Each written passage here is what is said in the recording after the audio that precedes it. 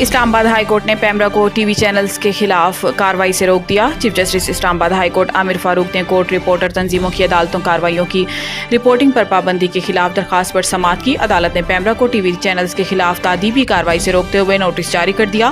Notice متفرق درخواست پر بھی جاری کیا گیا۔ اسلام آباد ہائی کورٹ جرنلسٹ ایسوسی ایشن نے نوٹیفیکیشن چیلنج کیا تھا۔ عدالت نے پریس ایسوسی ایشن of supreme court of Pakistan کی جانب سے دائر درخواست پر بھی سماعت کی۔ عدالت نے پیمرا اور سیکرٹری انفارمیشن کو نوٹس جاری کرتے ہوئے سماعت 28 مئی تک ملتوی کر دی۔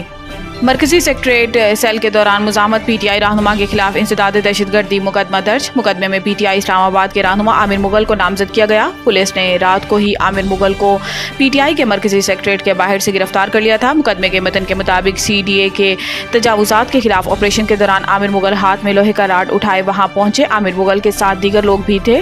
عامر مغل اور ان کے ساتھیوں نے لوہے کے راڈ اٹھائے ہوئے تھے اور وہ ہوائی فائرنگ کرتے ہوئے ہجوم کے ساتھ پولیس پر حملہ آور ہوئے۔ متن میں مزید کہا گیا ہے کہ عامر مغل کی گرفتاری کے دوران ان کے ساتھی فرار ہونے میں کامیاب ہو گئے۔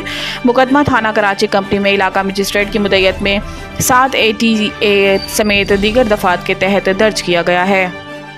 پاکستان اور IMF کے درمیان سٹاف لیول معاہدے کے لیے پیش رفت۔ پاکستان کا دورہ مکمل کرنے کے بعد IMF کا بیان سامنے آیا ہے، جس میں بتایا گیا ہے کہ پاکستان کی درخواست پر IMF وفد نے پاکستان کا دورہ کیا۔ دورے میں نئے پروگرام سے متعلق پاکستان کی درخواست کا جائزہ لیا گیا۔ IMF اعلامیے کے مطابق پاکستانی حکام اور IMF کے درمیان سٹاف لیول معاہدے کے لیے مناسب پیش رفت ہوئی۔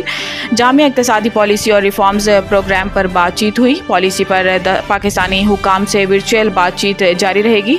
ورچوئل بات چیت میں پاکستان کے لیے نئے پروگرام کو حتمی شکل دینے پر بات ہوگی۔ عالمی مالیاتی فنڈز کے مطابق ریفارمز پروگرام کا مقصد پاکستان میں مستحکم گروتھ کا ہدف حاصل کرنا ہے۔ ریفارمز کے ذریعے پاکستان کی ٹیکس آمدن اور وسائل کو بڑھانا ہے، انسانی وسائل کی ترقی، سماجی تحفظ، ماحول اور موسمی تبدیلیوں سے اثرات سے نمٹنا ہے۔ اس کے علاوہ توانائی کے شعبے کو قابل بھروسہ بنانا، توانائی کی بھاری لاگت کو کم کرنا بھی ہے۔ حکومت نے بجلی کی 8 تقسیم کار کمپنیوں کے لیے نئے ڈائریکٹرز کی تقرریاں کر دی۔ ذرائع کے مطابق ایک ڈائریکٹر کو 3 ڈسکوز کے بورڈ کا چیئرمین مقرر کیا گیا۔ نئے ڈائریکٹرز کی تقرریوں کا مقصد ڈسکوز کی فروخت کے منصوبوں کو فوری منظوری دینا ہے۔ آئسکو، گیپکو اور فیسکو کو پہلے مرحلے میں، جبکہ لیسکو، میپکو اور ہیزیکو کو دوسرے مرحلے میں نجکاری کے لیے پیش کیا جائے گا۔